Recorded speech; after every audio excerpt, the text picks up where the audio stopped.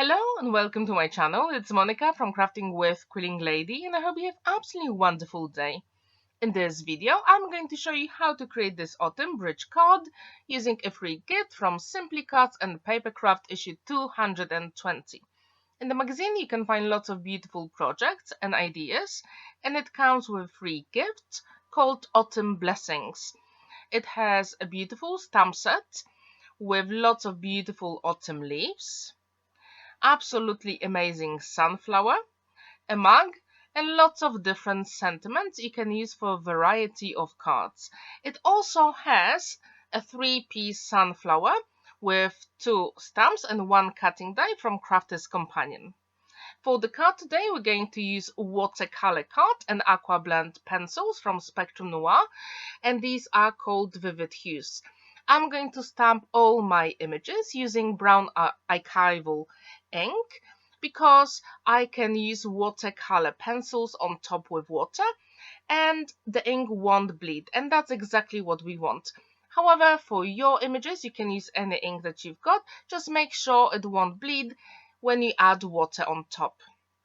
And to color in those images, I'm going to use Aqua Blend Pencils from Spectrum Noir called Vivid Hues in Sunflower, Tangerine, Cherry, Rustic Red and Forest Green.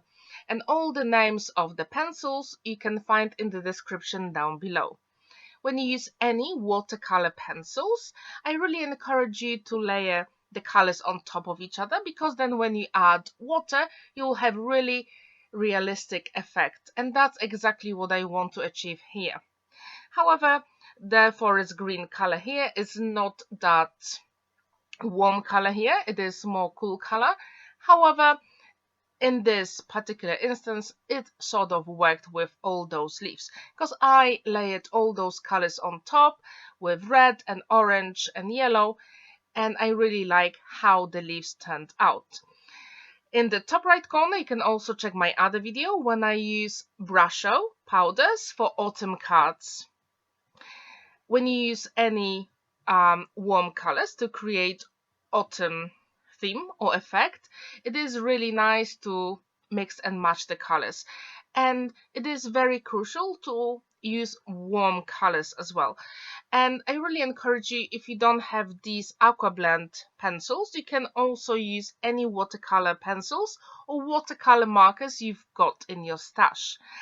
And experimenting with color variety and amount of water gives you really nice effects.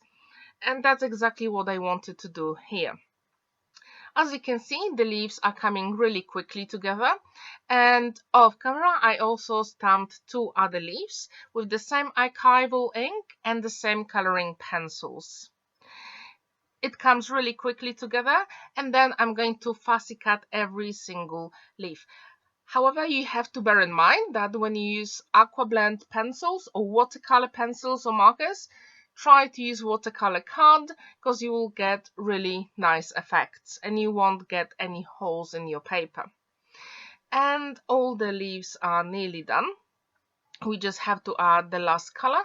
And as I said before, when you layer colors on top, you have really nice effect. And what's really good about autumn colors, we want to get that brown effect. And when you mix red and green, you get that brown, which is absolutely amazing. When you apply any colors here, I really encourage you to add a little bit more yellow because it's a brighter color, and very easily we can cover it with any other color. So when you apply water with a wet paintbrush, I really want you to start with yellow and then move on to other colors, just to make sure we have that highlight on the leaves. I wonder if you have any memories from your childhood during the autumn season. Because when I was a kid, I used to go to the park where I lived, and we had lots of beautiful trees, and I used to collect those leaves and make wreaths. And I also made some autumn art, so I used poster paint and painted on the leaves. Have you done that when you were a kid? So as you can see, cutting out the leaves, it is pretty nice and quick. I just want to make sure that I leave a small white gap. And if you use watercolor pencils or markers, if you make a mistake, you can also use a wet paintbrush to get rid of the color. Now I've got 8 by 6 inches card, and I'm going to score it at 1 and 2 inches, then turn it over and do exactly the same. So we're going to create 6 by 6 inches card base. So 2, 1 and 2 inches, then fold and burnish all those score lines. As you can see, it is pretty quick and easy to do. And if you have never ever made any bridge card, I really encourage you to try it. It's super fun, and it is a little bit different than usual 6 by 6 inches card. You can get really nice effects and more interest with this card. And now I'm going to apply some brown distress oxide ink because I wanted to have that vintage autumn look. And my card here is light gray because I didn't have white at that time. And on the back you will see later it is even darker gray. So to cover it up, I use this brown ink. And now we're going to create mats and layers. And I use white card, and I made sure that they are slightly smaller than my panels. So as you can see, I've got 1, and I always make sure that they are roughly 7 mils smaller. So now I'm going to use my aqua markers to create really interesting background effects. And I haven't used that technique in a long time, so I decided to come back and try it again. But before I do that, I want to add color on the bigger panels. And in the past, you saw me using alcohol markers to add that color, but now I'm using aqua markers, and you can do that as well. Any watercolor markers will work to add those lines here for really nice background effects. And now I'm using my aqua markers, and I scribbled them on my glass mat. As you can see, it is really easy to do. And then I'm going to use a spray bottle and spray it twice or 3 times. If you get any color on your aqua marker nib, literally just get a scrap of paper and use the pen, and you will clean the nib really quickly. Now I'm going to spray water on my glass mat, and then it is crucial to use acetate. Press it gently, as you can see the colors move, and then lift it up and press on your paper, and you get that really nice effect here. And what is really nice, you can dry your first layer and then add another one on top for really nice effects. I absolutely love it. That gives me that really nice watercolor effect, but with no paints. So cool. I really like it. Have you ever tried that technique before, when you put watercolor markers on your surface, spray with water, and then use acetate to create a variety of backgrounds? If you have, what colors did you use? Did you go with autumn colors, or maybe you had a different color palette? Please let me know in the comments down below. If you create any bridge card, you can create all those elements by yourself, or you can use design papers. I decided to use all different medium that I've got in my stash because I really like to play with colors and mix them and match. Do you do that in your crafting journey, or do you prefer to use design papers? Which one is your preference? Please let me know in the comments down below.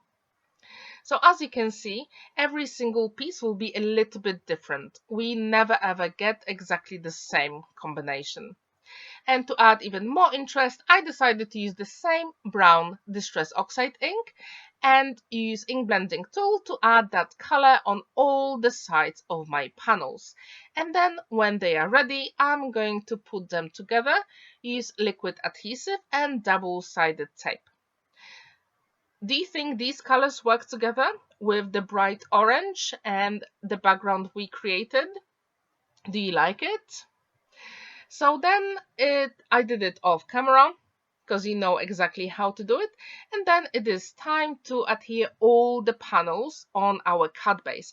And this is crucial. You have to do that before you attach the bridge element of your card. So that's how it looks like when all the panels are adhered. And then we can create our bridge effect. As you can see, the card folds flat, so we can put it in 6 by 6 inches envelope. Now I decided to use that cup stamp and also happy birthday. And it doesn't fit on my cup, so I'm going to cut the sentiment. But before I do that, I'm going to use my bag with anti-static bag, Versamark ink, which is transparent, and I'm going to use gold embossing powder for this image. And whenever you use any heat embossing on watercolor card, I really encourage you to heat set your tool for a few seconds before you move it to your watercolor card, because the ink, the embossing powder here will melt really quickly. So now I'm going to use some aqua markers and I'm going to add color inside the cup. As you can see, I started with brown, then a little bit of really dark orange and bright orange, and I'm using wet paintbrush to spread the color. And when you do that, I really encourage you to start with the lighter color first and then move on to the darkest one, because that works really nice. And then if you make any mistake, you literally put a wet paintbrush and then lift the color off with a tissue.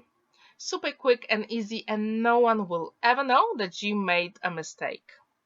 As you can see, it is pretty quick to do, and I really like that effect. Now I'm going to cut my stamp and use black waterproof ink because it is my favorite and it always gives me that crisp sentiment. I really like it. What is your favorite black ink for stamping? Please let me know.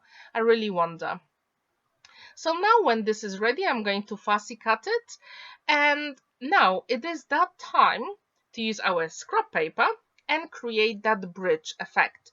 You can use any shape that you want. I decided to go with a wave shape here. I'm going to use my pencil to draw the lines and then use scissors to cut my shape.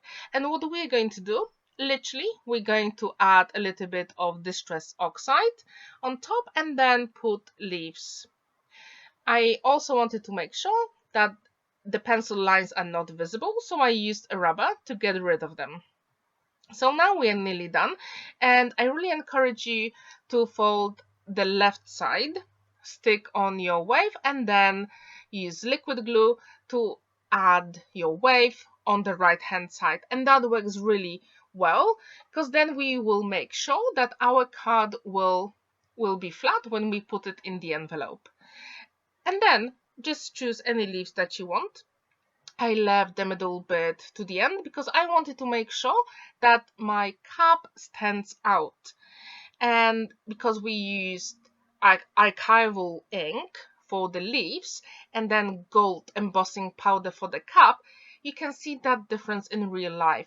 I'm not really sure how much the camera catches the difference, but in real life it is really beautiful.